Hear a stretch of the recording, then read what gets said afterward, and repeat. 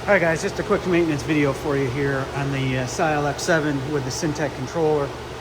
This is the battery backup that keeps all your drive location information stored when the machine is powered off. And you can see on the label here, it's really what it tells you.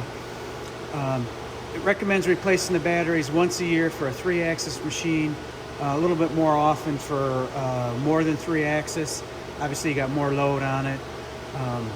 But anyways, this is it. Machine's powered on, and let's swap them out real quick.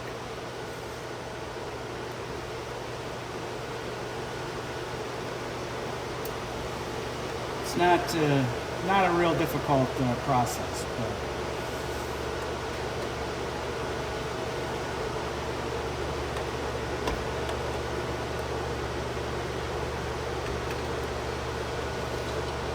Alright, so you can see there's a little battery tray there.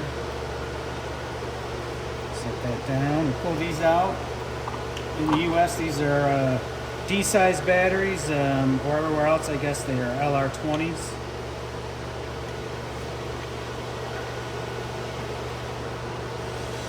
So, on the side here, which you can't see in the camera, it does tell you the direction that they go. Alright, got a little tray back in.